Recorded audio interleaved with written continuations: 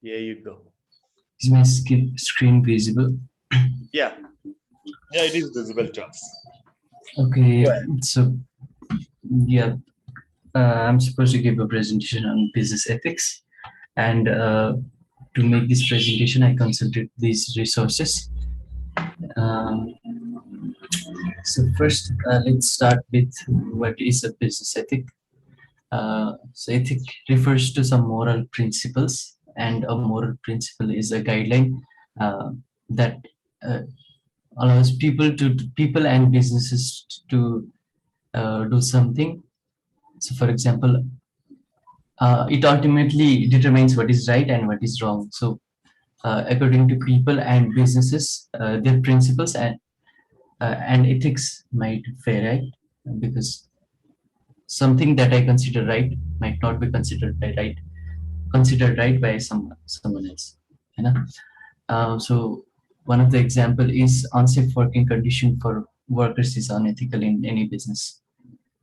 So if a business uh, is trying to make people do dangerous things without any safety precautions, and then that is an unethical practice.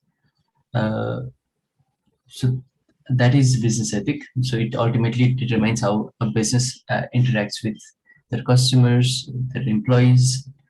So it basically gives a guideline. So business ethic is really important. So firstly, uh, in a summary, if I have to summarize the importance of business ethics, it increases trust among employees and stakeholders. So stakeholders include people like investors. So investors are going to fund on your company, and if the business is ethical, they are more likely to invest in that business. And customers are more likely to associate themselves with the company and buy their products or services if the business is acting ethically. So here are the 3 points uh, that illustrates the importance of business ethics.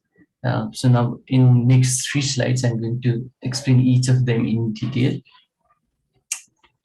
So first, in these days, almost every company has some business ethics defined, and they do so because in this digital age, it's really easy for people to share some wrongdoings on social media. But recently, there was an incident in India. So a grocery delivering company delivered some products in 13 minutes, and a customer was really pleased, and then he tweeted about his experience on Twitter, and the CEO of that company replied to that user, that customer, and mentioned that they were still 3 minutes late and the delivery should be done within 10 minutes. So, and many people were against this CEO because uh, although while delivering those services in 10 minutes, the delivery people will have to risk their life because they have to travel by bikes or car, and the distance is the same. So they have to drive faster, and that might cause an accident. So people were pointing out that this way of doing things is wrong. So it's easy for people to know what's going wrong. And so according to some researches, the importance of business ethics will keep on growing in next few years. So it is an essential skill that a company must have. And also a good business, a company with good business ethics is more likely to succeed than a company with no business ethic. Uh, so there's that too. Uh, and the next point is, so business ethics drives employee behavior. So according to this research, employees try to give more ethical reasoning when the company has some business ethic policy defined. so that they are more likely to also think from their side and determine if the things they are doing is ethical or not.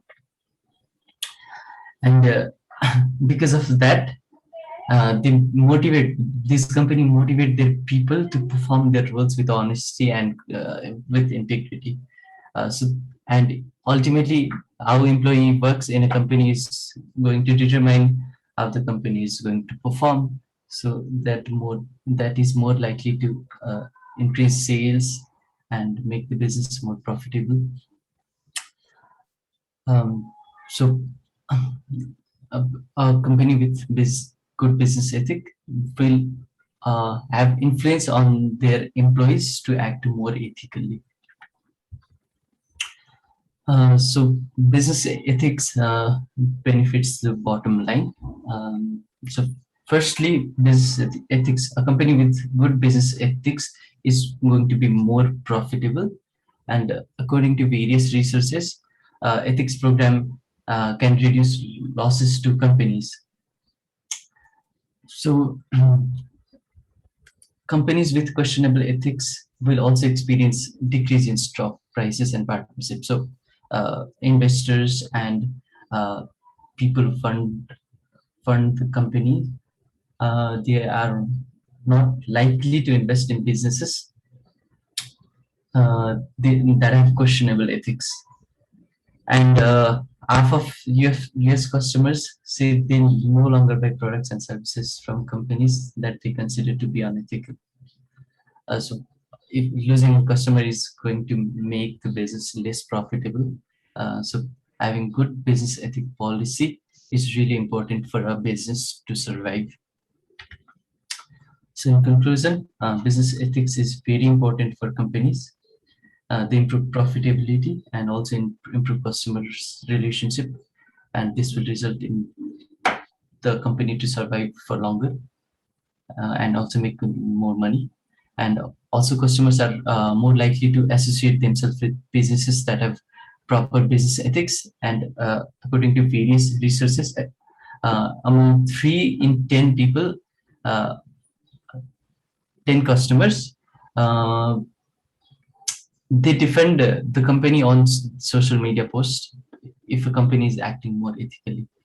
So this is also one fact. So if a business acts ethically, it is going to also help them to improve their brand image among customers. So that's it from my side. Thank you. Thank you, Prashant. So that was the business ethics. Business ethics is, as Prashant said, it's all about behaving or acting in more morally right way. Okay, so there are certain things which are morally right and certain things which are not morally right.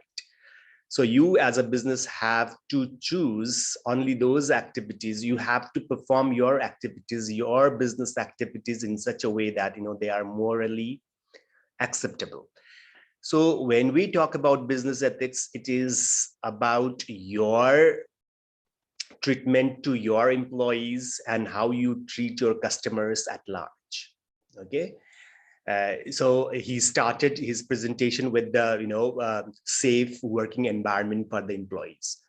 So being ethical is to have all the necessary, all the occupationally right things for the employees. So you have to have the right working condition. You have to have fair remuneration given to your employees. You have to take care of their health. You have to have the insurances done for their health and for their safety.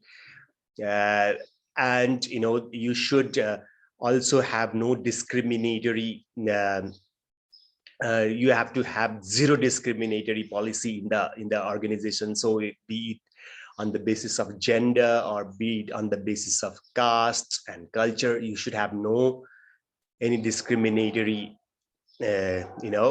things done in the organization. Similarly, when you go out of your organization and when we talk about the other stakeholders like for example, the investors. You have an example of investors, right? So you have to have all the ethical behaviors within the organizations, then only investors will have trust on your organization. And if the organizations have trust in your organization, and if you have that good image, then your share price will go up, right? So that is how business will have more competitive edge when you have the ethical practices done in the organization.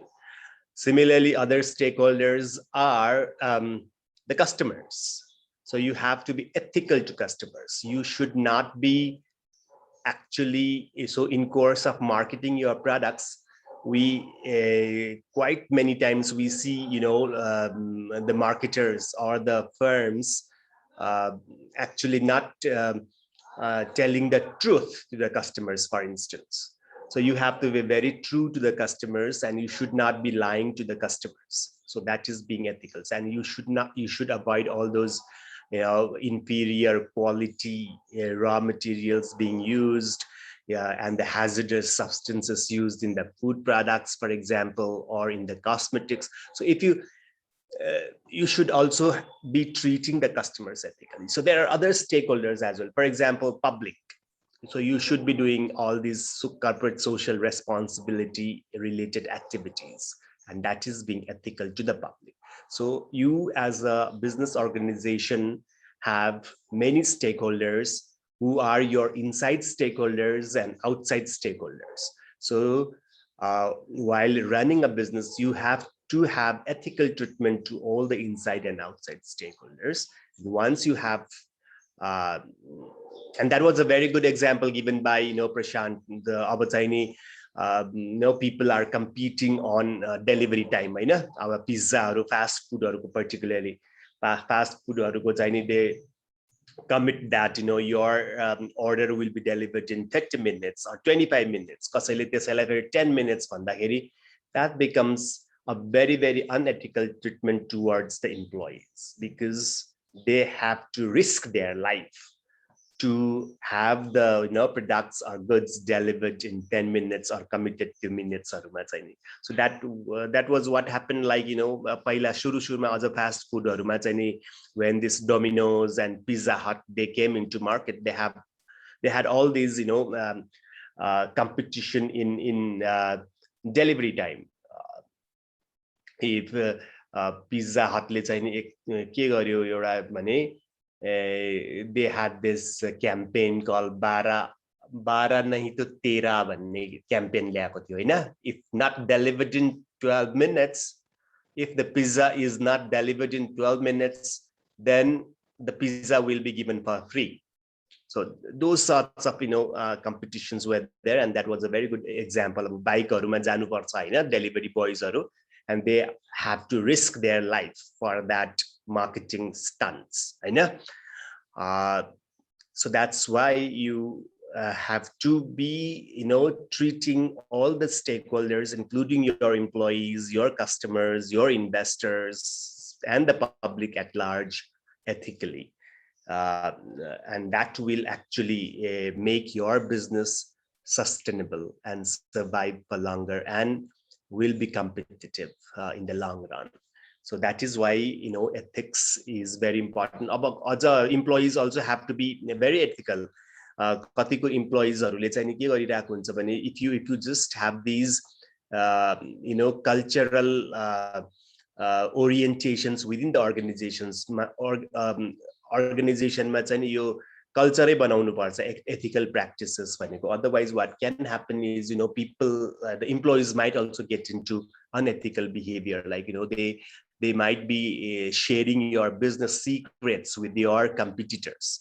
Your employees, your own employees might be disclosing your business secrets to your competitors. So that might be a very, very unethical deed from the side of the employees. So the ethics, the business ethics has come in the form of culture within the organization.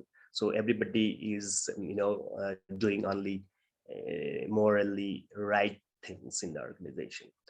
So that is why it's very important for business to be ethical. But if you come down to the practical world, we hardly see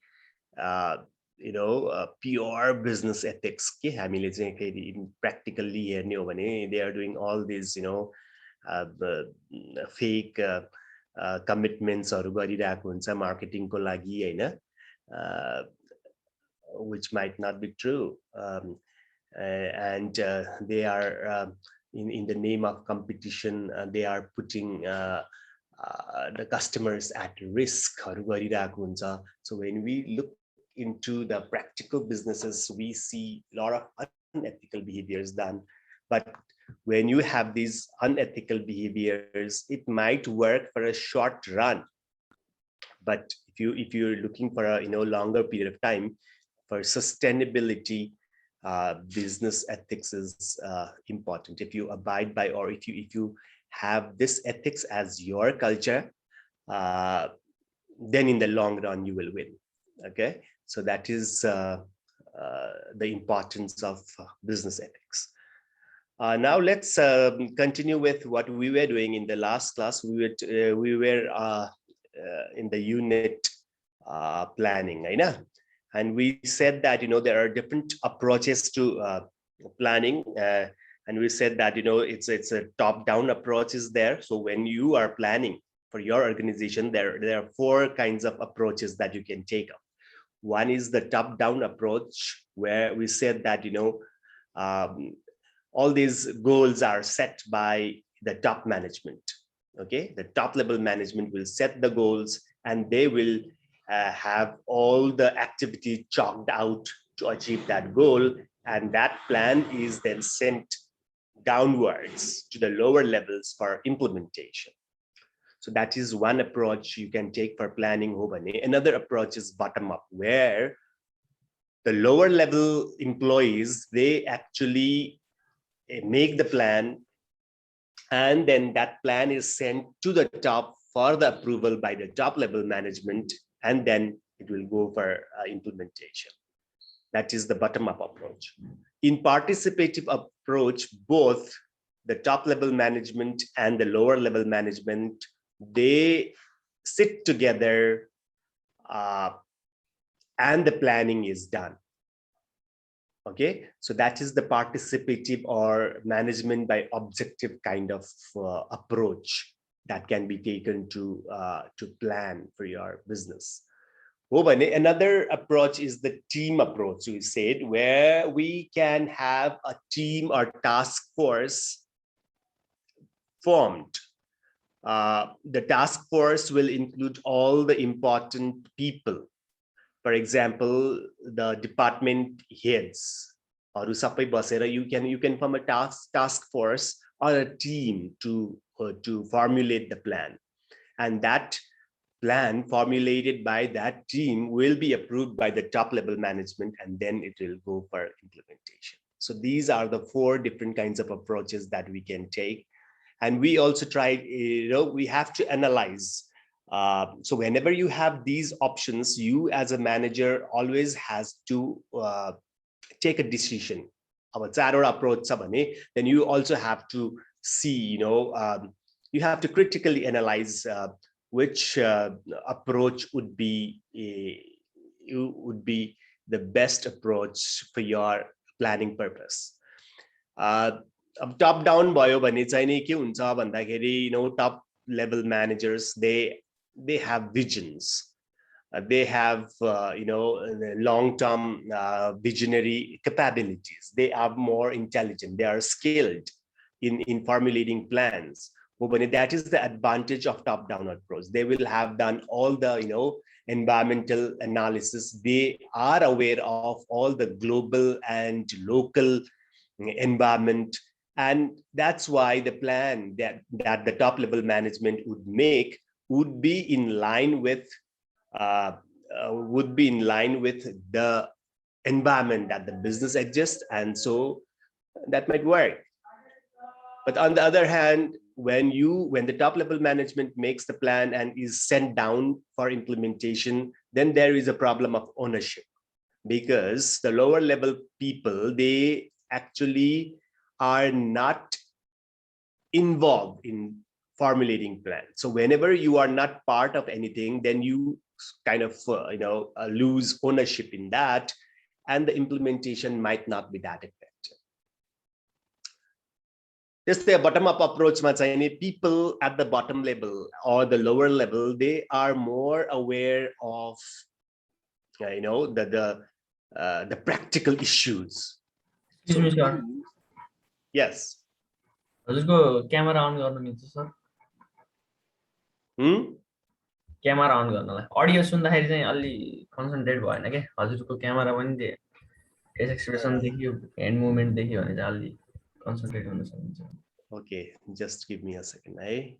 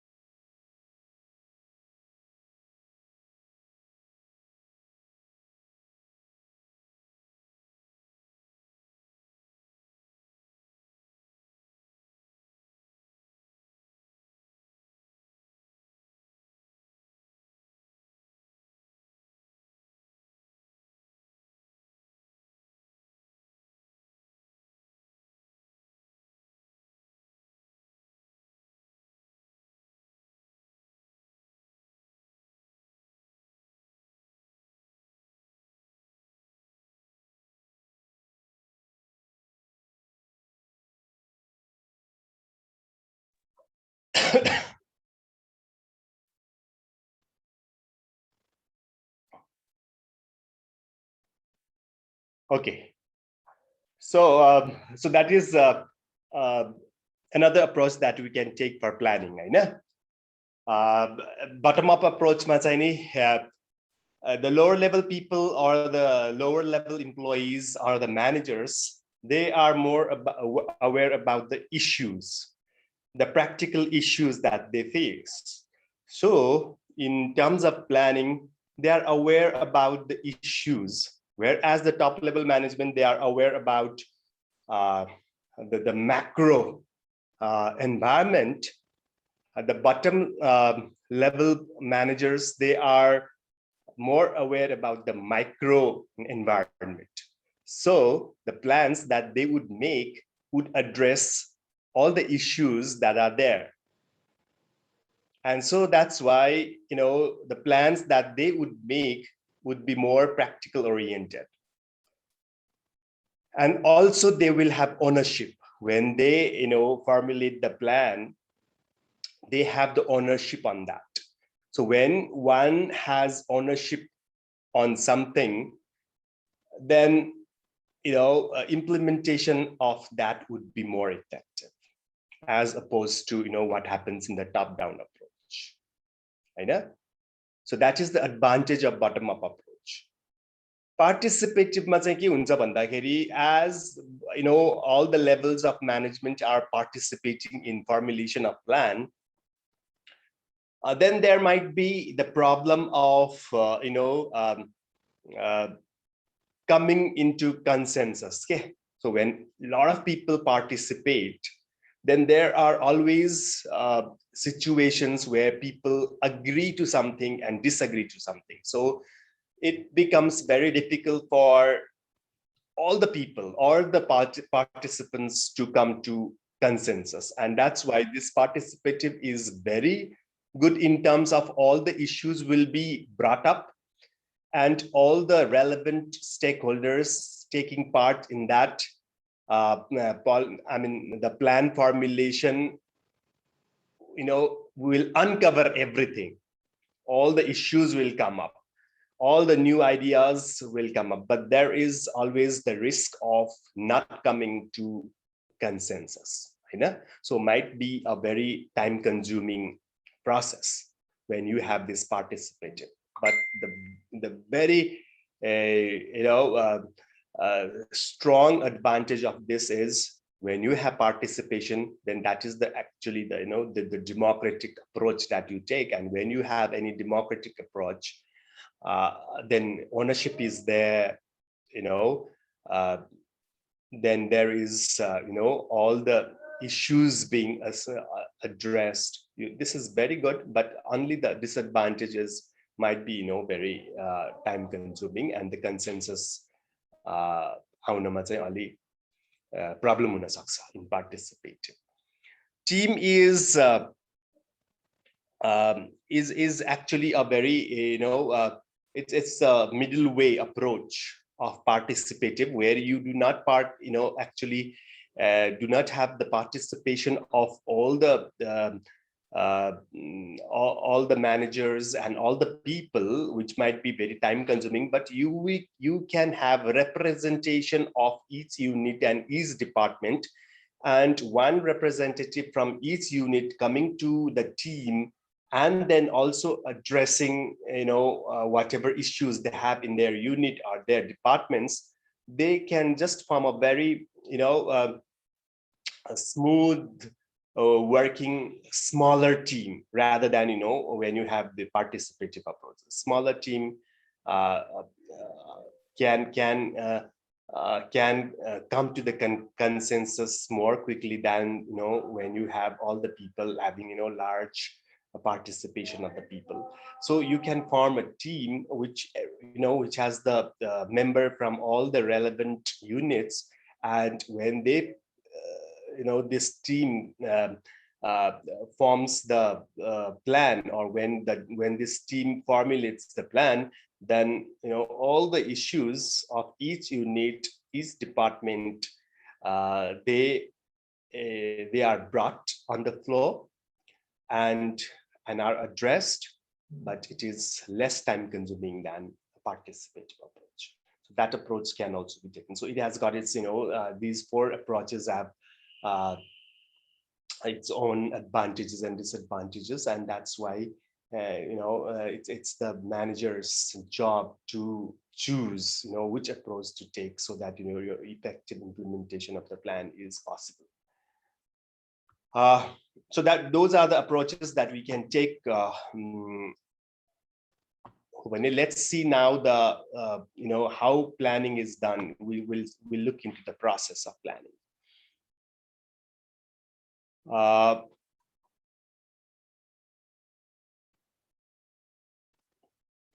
Okay, so these are so you see on the slide.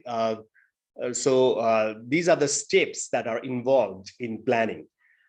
So before you get into these steps of planning, there are two analyses that need to be done. I know. One analysis is the pest analysis. Pest analysis is the environmental analysis, or you can also call it a environmental scanning. Pest analysis is done when you are formulating strategies. Strategies are very big, grand plans. त्यसको लागि चाहिँ pest is very, very important. You have to look into all these macro environmental factors. So macro environmental factors include the political, economic, socio-cultural, and technological aspects. So these are the things you have to do the analysis of before you get into your actual planning process. Before even you set your objectives, before even you set your goals, what you have to see is you have to look at these macroeconomic factors. So political situation. What kind of political environment is your business going to, going to be in? I know. Political, what are, one of the very important things related to political environment is what political philosophy bhayeko government is there. Whether it's a socialist government or communist or democratic, kasto khalko politics, that also matters. I know what kind of from constitution to different legal systems that you have is related to politics. So what kind of policies that the government is having in terms of industry, in terms of tax, in terms of social responsibilities that the organizations have to have. होइन अब पहिला चाहिँ नि के थियो भन्दाखेरि there is no legal systems हरू change हुँदै जान्छ होइन. For example, पहिला there is no legally prescribed corporate social responsibility चाहिँ नि यसरी नै गर्नुपर्छ भन्ने छैन पहिला. But now if you are having any industry, if you are having any business, then it's legally stated, it's coded in the law that if you are a medium-sized business or a large-sized business, and if your revenue is like 15, if your revenue is 15 million, okay, if your annual revenue is 15 million, then you have to spend 1% of your net percent in the social responsibility, corporate CSR ma चाहिँ नि खर्च गर्नुपर्छ भनेको. Now you are legally bound to spend that money. So these are the things, these are the political changes that take place, and you have to be aware about all these things. What are the facilities that the government provides to you when you operate a business? What are the tax obligations that you have? So that comes under your political system. So these, whenever government changes, when the political system changes, then the policies will change. When the policies will change, there will be an impact on your business. So that is why it's important to see what kind of politics exist and how it's so as a manager, it's not only enough to look at the political situation now. You also have to have the long-term vision. What would be, the political system, for example, in future ma pani kasto huna सक्छ, त्यो foresightedness समेत हुनुपर्छ के, when you are forming the strategies, the grand plans for your organization. Similarly, another factor within this pest analysis is the economic factors. Economic factors, for example, GDP of your country, your labor market. What is the situation of labor or employment, for example? These are the factors of production. What is the interest rates that are going on in the market? What is the inflation taking place over the period of time? What does the inflation rate looks like? What is the GDP growth happening? So these are the economic factors that you have to do the analysis of, right? So do that whenever you are forming these strategies, whenever you are formulating the strategies. Socio-cultural, as culture is very important in terms of consumer behavior. How consumers behave depends upon what kind of a culture they are having, or what kind of a culture they share. Example of socio-cultural factors means how is the demographic factors. For example, the population, the growth of population, how population is growing, how the demography is changing. All these factors actually matter to your business. So before making any plans, do these analysis. And technology is something that you take up to be competitive in the market. So you have to be aware about what kind of a technology is there locally, globally. So when now it's a global market, so there is less barrier between the markets. Now you are actually competing globally. Global global context technology and what kind of a technology that you are having. So that has to be compared, that has to be seen where you stand. in terms of technology, because technology actually is a major factor that makes you competitive, more competitive or less competitive. So these are the factors. Pest analysis, that is the environmental scanning that you have to do. Okay. Now another smaller analysis that you do is the SWOT analysis. SWOT analysis, you identify your strengths. So you as an organization, you as a business, you have to delineate, or you have to list out what are your strengths. Your strengths in terms of being competitive. What makes you competitive? So these are all your internal things. So strengths might be, for example, you are located strategically. Okay, your business is located strategically very close to the customers. So that might be your strength. And you have a very, very state-of-the-art technology. That is something that you have, is your strength. You have very trained human resource, very capable, very skilled human resource. That is your strength. So try to analyze everything. What are the different strengths that you have? So strengths are those things which the business possesses and which are very internal to the business and which you have control over. You change strengths. Also, as you have to identify the strengths, you also have to identify your weaknesses, because weaknesses are the things that you have or that you do not have, because of which there is obstacle in your business that makes you less competitive. Those things which makes you less competitive, and those things which are internal to you. It's not something that lies outside. Weaknesses भनेको आफैसँग भएको र नभएको कुराहरू जसले गर्दाखेरि you are less competitive. So those weaknesses you have to find out, because you have to keep on eliminating these weaknesses.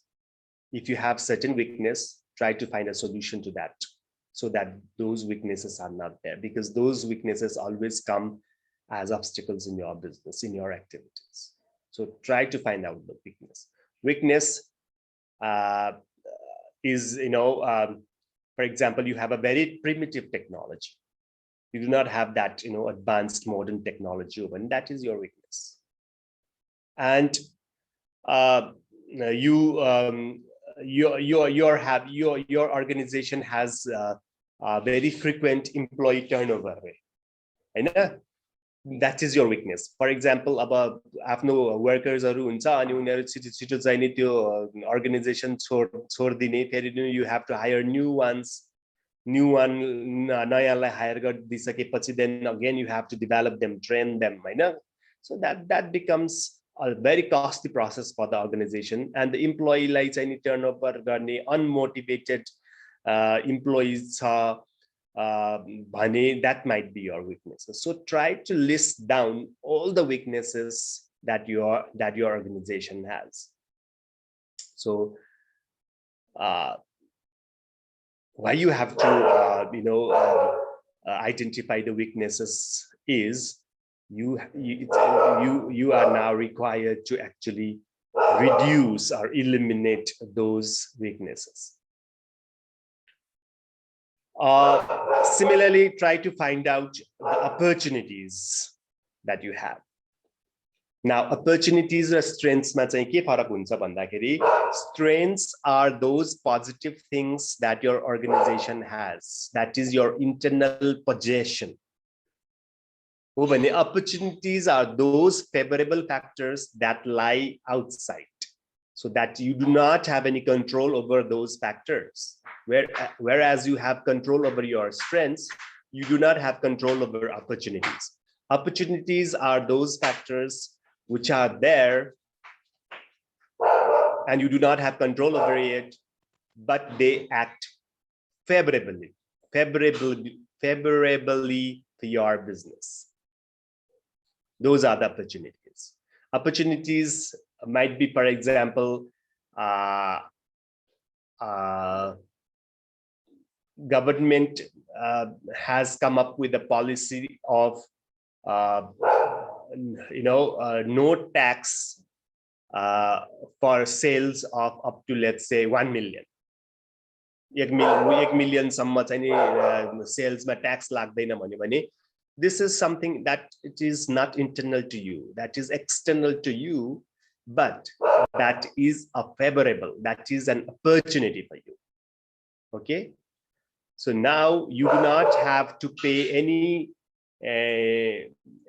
registration, or you can go into agreement with foreign brands, and you do not and you can pay as much royalty as the foreign trademark owner asks for. भनेर त्यस्तो सिलिङहरु त्यस्तो थ्रेशोल्डहरु केही पनि नराख्दियो, त्यस्तो policy आयो भने पनि it will be an opportunity for you. अब एक्जाम्पल चाहिँ कस्तो हुन्छ भन्दाखेरि we have certain caps on royalty payment, हैन? अब कति कुराहरु चाहिँ नि सो प्र्याक्टिकल कुरा, फर एक्जाम्पल मैले के दिन्छु भन्दाखेरि कति हामीले ट्रेडमार्क लाइसेन्सिङहरु गर्नुपर्ने हुन्छ. फर एक्जाम्पल भनौं न, कार्लसबर्ग, ट्युबर्ग, सान मिगेलहरुले what they do is they actually license those trademarks from those trademark owners. त्यो brand हामीले पायौं भने that is an asset to you. So you do not have to do a lot of marketing when you have already established brand. कुनै brand चाहिँ नि आफैले चाहिँ नि बढाएर you create your own brand, and it takes a lot of time for that brand to be established in the market, whereas there are already established international brands which you can license or franchise it out, so that marketing, you don't have to do too much of marketing for that. But के गर्न पर्छ भन्दाखेरि when you franchise those trademarks, then you have to pay royalty to them, हैन? अब हामीले Carlsberg को brand यहाँ लिएर आयौं भने कार्लसबर्गले जति बियर सेल गर्छ, त्यो सेल्स को on the basis of that sales you have to make payments to that Carlsberg. अब यहाँनिर कस्तो प्रब्लम हुन सक्छ भन्दाखेरि अपर्चुनिटिज र थ्रेट्स को कुरा गरेको. अब when you franchise out these trademarks, then there is a cap, हैन? गभर्नमेन्टले चाहिँ के गरेको छ भन्दाखेरि you cannot pay royalty more than 2% of your sales. 2% आफ्नो सेल्स को 2% भन्दा त्यसलाई पेमेन्ट गर्न पाउँदैन भनेर, ट्रेडमार्क को पेमेन्ट गर्न पाउँदैन भनेर क्याप लगाइदिसकेपछि then there is, अब त्यो त्यसले त्यो ब्रान्ड ओनर त्यो ट्रेडमार्क ओनरले चाहिँ त्यतिमा हुँदैन भन्यो भने then we do not have any option, because that is the policy of the government and that is actually the threat to your business, हैन? त्यही कुरा चाहिँ नि त्यस्तो क्याप लगाइदिएको छैन भने चाहिँ नि that becomes your opportunity. You can choose all those brands and you can pay as much as they ask for. So you have to, what I'm trying to say is strengths and weaknesses भनेको चाहिँ नि it's your own strengths and weaknesses which you have control over, while opportunities and threats भनेको चाहिँ नि threats are those things which actually poses unfavorable environment for your business and you do not have control over that. Opportunities are all those things lying around which actually favors your business. You भन्नु खोजेको. Okay, so you have to do the SWOT analysis गरिसकेपछि then you will be capitalizing on your strengths and you will be eliminating the weaknesses, and what are the opportunities, so that you grab those opportunities in favor of your business. And threats, you do not have control over it, but you have to be prepared for those threats that lie around. So based on these traits, weaknesses, strengths, opportunities, you have to formulate plan. I know you have to put this into center. You have to consider these things before you even plan. अब you pest analysis गर्यो, SWOT analysis गरिसकेपछि what you do is now you a planning process. The first thing that you do is you set the objectives or goals. Planning the first thing that you have to do is to set the goals or to set the objectives. So we already said that whenever you are setting goals, then those goals have to be smart. Smart goals. Everybody knows what SMART stands for. Jairam.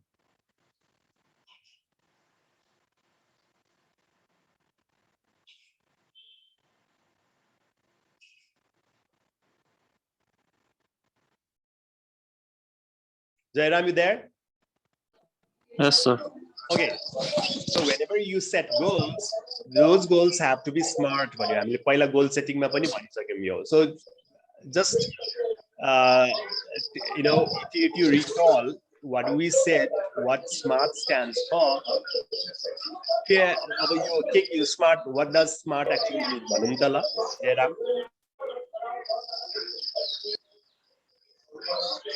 Smart objective means, sir. Yeah. So whenever you're setting goals, specific. whenever you're setting objectives, those objectives have to be smart. Specific, measurable, Exactly. achievable, Yeah, go ahead. relevant, and I guess time bound. Time bound. Exactly. So that is so. Whenever you're setting objectives, make sure that your objectives are smart. Means you have to be very, very specific. What is the objective about? If it is sales, then you are being specific. Okay, my sales will increase by 25% in next 2 years. So that kind of an objective. So sales, you are talking about sales. You are being very, very specific. Okay. And your goals have to be measurable. Now you will, at the end of 2 years, then when you see if your sales has increased by 25% or not. So that is something you can always measure. So, something which can be measured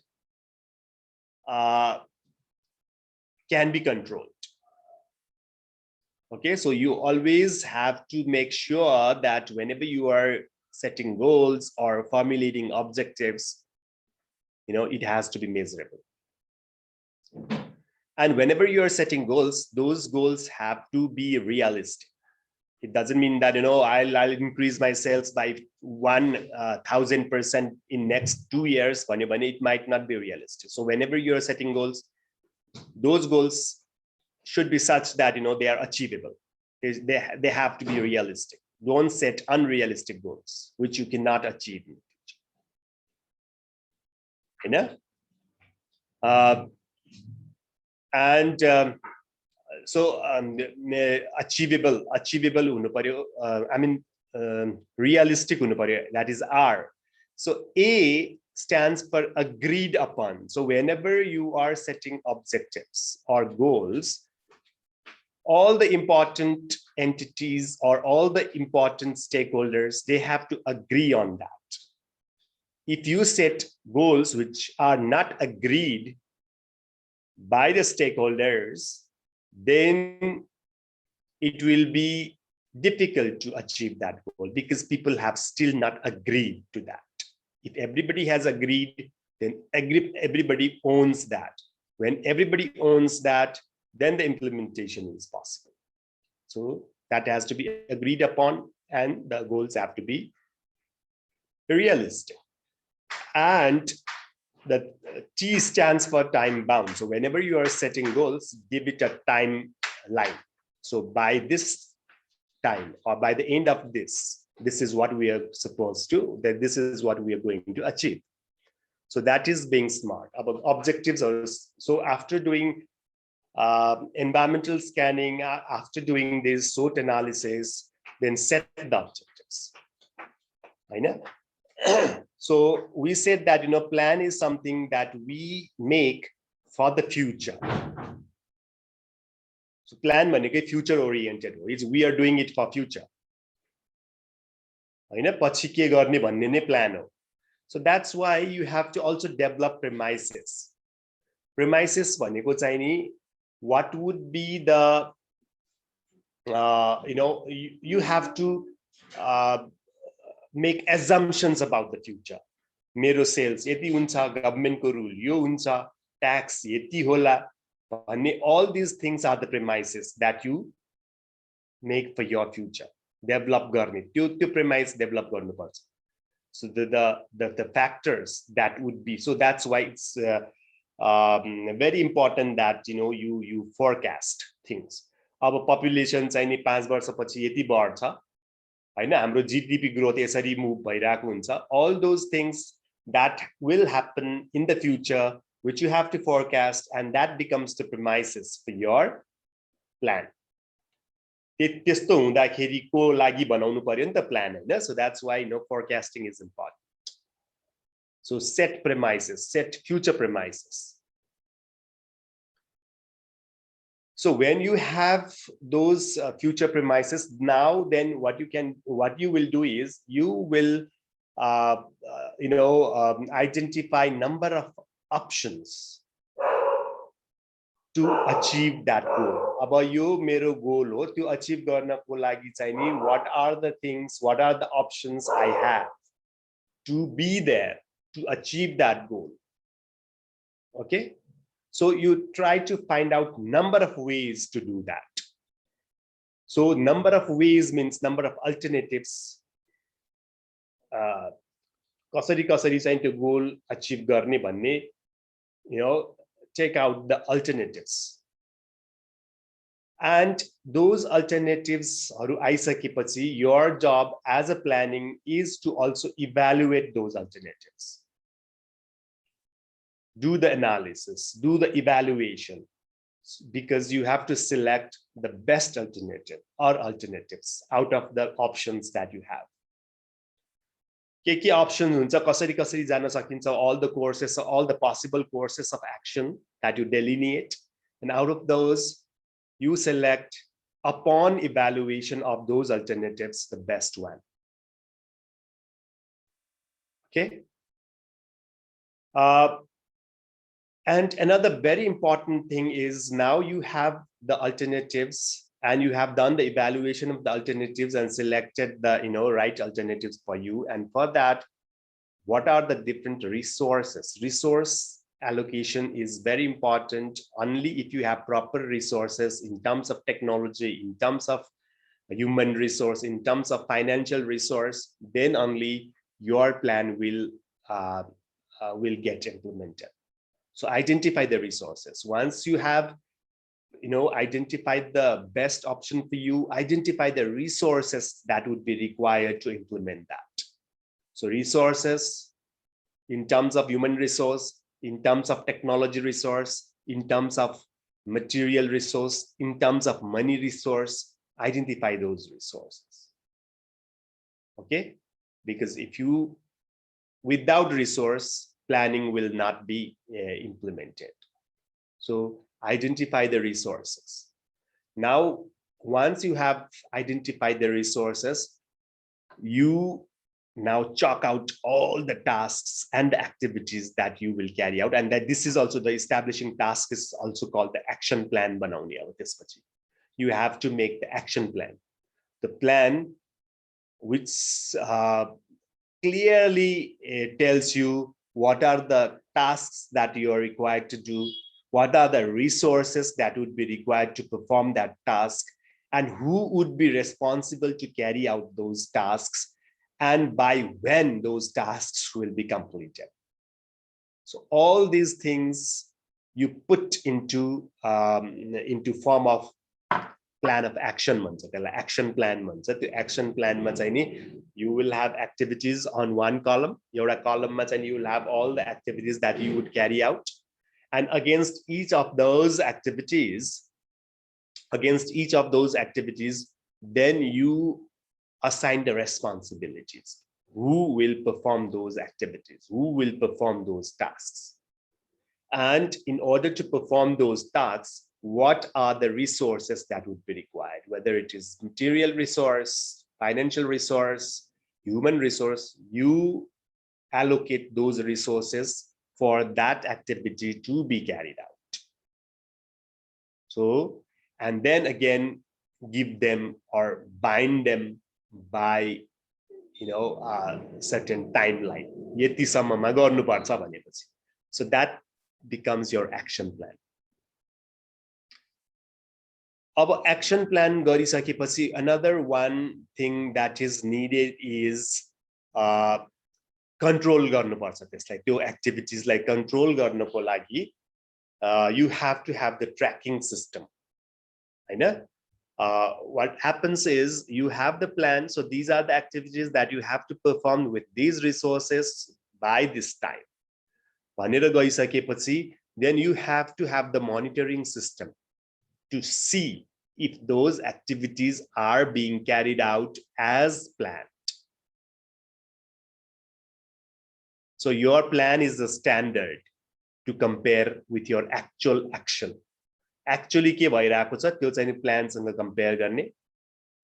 If your actual actions are deviating from what you have planned, then you have to bring those activities on track.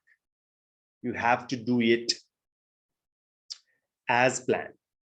So there might be, because of many reasons, your actions might be deviating from what you have actually planned. If it is being deviated, bring it back. And if it cannot be brought back because of the premises, you have made certain assumptions, you have developed certain premises, त्यो premises is एकदमै चाहिँ नि फरक हुन गयो भने the activities that you have planned, you won't be able to perform that activity. So in some cases you might need to change the premises itself, and then you have to replan. So that is actually the controllings that you have to do. So this is the steps of planning. So you have to have the tracking system in there until you're defining your objectives, developing the premises, then you have the options coming on your in front of you, evaluating them, choosing the best alternative, then identifying the resources, then make the action plan, and also have the tracking system in place so that your activities or your actions are in line with your plan. Okay, is that clear? Any question on this?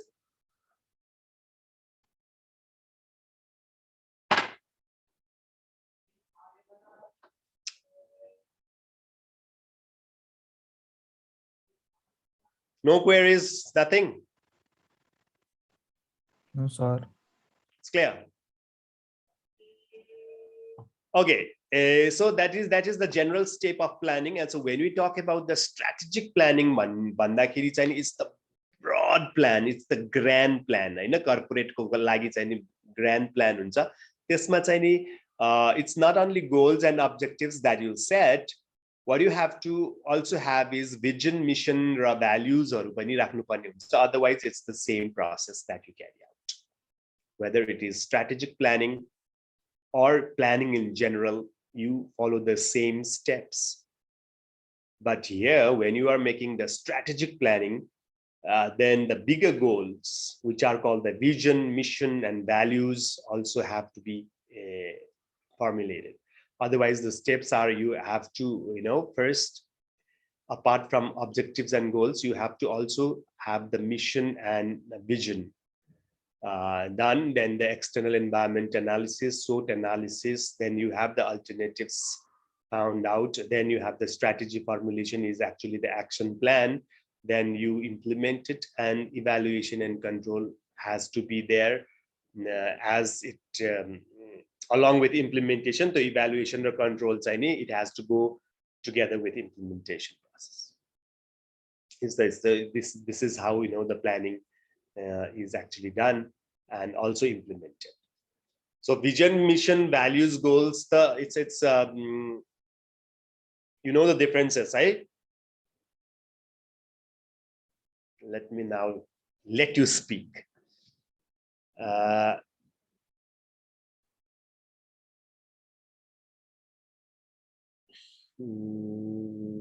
Tirtha Raj. Yes, sir. Yo vision भनेको के, mission भनेको के, values भनेको के, goals भनेको के, त्यो just simply try to differentiate among these four. Vision भनेको चाहिँ मानौँ कि कति समय पछाडि कम्पनी चाहिँ म यहाँ पुग्न चाहन्छु, यहाँसम्मको लक्ष्य छ, यो पोजिसनमा हुन चाहन्छु भन्ने कुरा भयो हैन। अनि मिसन भनेको चाहिँ कम्पनीको केही अब्जेक्टिभ हुन्छ र त्यो अब्जेक्टिभ पाउनलाई, त्यो एप्रोच गर्नलाई त्यो एप्रोचेसहरु भयो। भनेको के, स्ट्र्याटेजी हैन, त्यसले कम्पनीको बिजनेस अब्जेक्टिभ डिफाइन गर्ने भयो। अनि त्यो अब्जेक्टिभ पाउनलाई, त्यसको त्यो पाउनलाई गर्नुपर्ने चीजहरु, त्यो अब्जेक्टिभ अचिभ गर्नलाई गर्ने चीजलाई नै हामीले प्लान भनेको हैन त भर्खर। You set the goals and then you define the course of action to achieve that goal. Yes, sir. Mission र त्यो प्लान भनेको एउटै भयो त?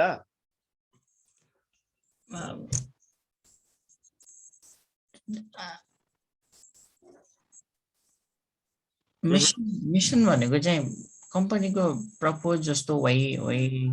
Yes, purpose. Yes, sir. Purpose हो है? Yes, sir. Organization को purpose, why your organization is there, के गर्नको लागि त्यो organization establish गरेको हामीले, that is your mission. Yes, sir. है त? ल अनि भ्याल्युज, अनि अब गोल भनेको चाहिँ त्यो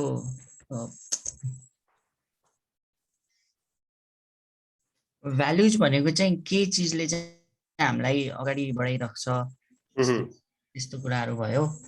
अनि गोल भनेको चाहिँ कसरी हाम्रो भ्याल्युजहरुसँग हामी कसरी एक्जिक्युट गर्छौं त्यो कुराहरु भयो। So vision is a very long term inspirational statement that you have for your organization. It's a very aspiring statement that you formulate for your organization, and the purpose of this vision statement is to keep the employees motivated. So if you say that, okay, I'm going to be one of the top 10 companies in Nepal in another 20 years, that will become sort of the motivating factor for the employees. So sometimes visions it's very long term, and sometimes they are very flowery and might not be achievable, but those statements are made to motivate, to inspire the people. Okay, so very long term goal that you actually create for your organization, and those goals are very different from these goals. The goals भनेको चाहिँ smart हुन्छ भने, they are very very specific, very immeasurable हुन्छ भने, vision statement though it doesn't have all those characteristics. Okay, mission statement चाहिँ if you are starting any business, then you should know what you have actually, why you have actually established that business, the purpose of that business. For example, the purpose of for example, your college, Sagarmatha College of Science and Technology, the mission of that college is to educate the Nepali children in computer science and IT with the best possible, faculty available in the market. त्यसरी चाहिँ मैले यो किसिमले चाहिँ नि I have this college for this purpose. Yo purpose को लागि भन्ने चाहिँ that is mission. Values is now you as the top level management, you have to also have certain values specified for your organization. So okay, these are the values we talked about, in the very beginning of the class. We talked about the ethics ko kura garyam ni haina. So there are certain values which you have to abide by. Values bhaneko चाहिँ नि अब punctuality, okay, and trustworthiness. So एकले अर्कालाई trust गर्नु पर्छ हाम्रो organization. There will be no corruption. So these are certain philosophies. And teamwork, हामी सबै टिममा काम गर्छौं भन्ने, all these are the values which you specify for your business, and you do not, and these are the things which you step upon to achieve your goals. There's the philosophy, the organization ko philosophy, organization ko there are certain features that you give to your organization is the values. त्यस्तो पनि राखिन्छ when you're doing this strategic planning. And goals are the very, very specific specific objectives that you set for the organization. For example, corporate strategic level ko planning ma चाहिँ goal के हुन सक्छ भन्दाखेरि, now I have two colleges, Sagarmatha Engineering College and Sagarmatha College of Science and Technologies. So in next 5 years, I will have one management college added to this Sagarmatha group. भनेर चाहिँ नि 5 वर्षपछि एउटा management faculty पनि हामीले add गर्छौं भन्ने भने, that is the goal. See, we are talking about diversifying our business. Now it's all technology and engineering, but अब management तिर जाने diversification को हामी कुरा गरेर छौं, that is being specific. So one faculty being added, that can be measured whether you have added management faculty in 5 years or not. Time bound ko कुरा आयो, 5 वर्षमा भयो कि भएन, you can see.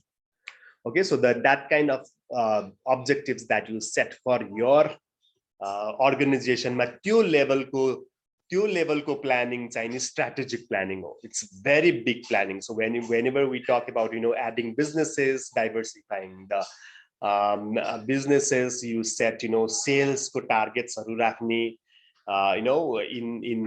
in 5 years I will have 5,000 students enrolled in my organization.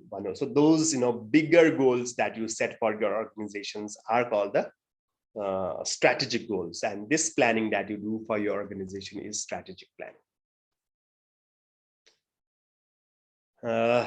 Okay. So quantitative tools for planning. So we said that in course of planning, what we have to set premises for the future. Because planning is done for future, you also have to have the foresightedness about what would be the environment, what would be the conditions in the future. त्यो चाहिन्छ. त्यही future को condition को लागि we are planning. We are sitting here at this point of time and we are actually making plans, or we are actually specifying activities for the future. त्यही भएर चाहिँ नि future हामीले थाहा पाउन पर्छ. Future को कुरा premises हरु set गर्नको लागि you can use certain quantitative tools. Hahn? Now your GDP चाहिँ नि certain आजको GDP यो छ भने after 5 years our GDP will be this much. Okay, population at this point of time is this. So after 5 years, the population growth will be this. भन्ने चीजहरु चाहिँ नि you have to do the forecasting. Forecasting गर्न पर्यो, and that is one of the quantitative tools. You can use many forecasting tools where even XLA मा पनि गर्दाखेरि पनि भयो. This is the GDP अब last पछिल्लो 10 years देखि कसरी GDP growth गरिरहेछ आजको point मा भने, then you will have a certain course to see what will be the GDP after 10 years भन्ने त्यो पहिलाको past देखि हामीले लिएर if we project that for another 10 years, then that will sort of give you the picture of what will happen in the future. So that is the forecasting that you are required to do. I know. Are you aware of this network method? Network method गरेको छ कहीं? CPM PERT भनेको थाहा छ? Critical path method and PERT. Critical path. Any idea? Critical path the longest path, right? Critical path भनेको shortest path. Okay, so if you have many activities, so these are the activities that you, for example, कुनै यो projectहरुमा use हुन्छ के? So whenever you are doing project management, then you will also do this network method. So in project, what you do is you list out all the activities that you have to perform, हैन? त्यो activitiesहरु perform गर्दाखेरि, then you set the के रे तिनीहरुको order मा राख्छौं हामी. Which activity will be done after that activity, which activity will will follow. त्यसरी activity भइसकेपछि चाहिँ नि there are number of times you can do similar, you can do number of activities simultaneously गर्न सकिने पनि हुन्छ. So you just place all these activities in such a way that कुन activity कुन पछि गर्ने, कुन activity कुन अगाडि गर्ने भनेर you arrange those activities in such a way that then you will see त्यसमा चाहिँ नि critical path आउँछ जसले चाहिँ नि यो सबभन्दा shortest period of time मा चाहिँ नि हामीले यो कसरी गर्न सकिन्छ भन्ने कुराहरु हेर्ने दुईटा मेथड हुन्छ, critical path method र PERT भनेर. PERT मा चाहिँ नि you also bring in probabilities हरु ल्याएको हुन्छ. त्यसमा चाहिँ नि PERT मा चाहिँ नि you have this optimistic भयो भने के हुन्छ, pessimistic भयो भने के हुन्छ र most likely चाहिँ नि कतिमा सिद्धिन्छ भन्ने कुराहरु चाहिँ नि गरिन्छ भने that is PERT that you apply. Yo project गर्दाखेरि चाहिँ नि you will use this kind of a network method.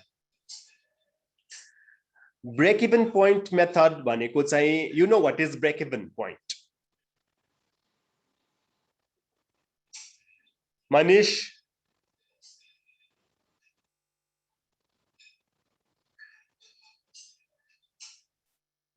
Pratik, Puka. Yes, sir. Manish, any idea what is break-even? Sir break even भनेको चाहिँ जब हाम्रो एक्सपेन्स खर्च जुन हुन्छ हैन त्यो हाम्रो रेभेन्यूले उठाएर हामी के भन्ने त्यो ब्यालेन्स पोइन्टमा पुग्यो भने त्यसलाई ब्रेक इभन भनिन्छ. So break even is that point where you have neither any profit nor any loss. So whenever you are making something and selling something, you are त्यहाँ चाहिँ दुईटा किसिमको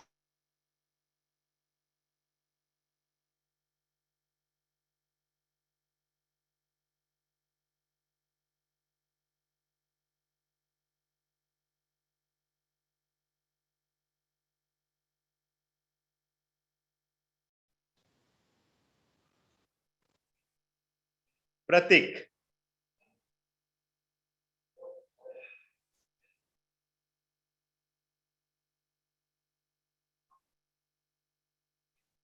Hello.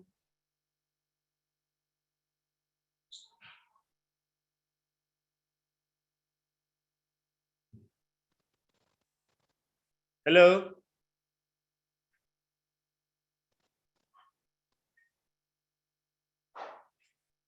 Hello.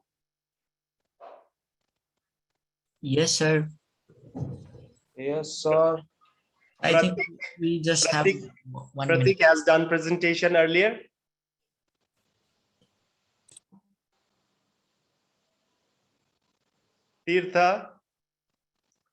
Tirtharaj, Yes, sir. presentation गरेको छ पहिला छैन है? अच्छा सर, कहाँ नगर्नु, फर्स्टमै गर्ने मै हो जस्तो लाग्छ। अब त्यो सबै एकचोटि मलाई यहाँ पठाउने गर्न पर्यो अनि मात्र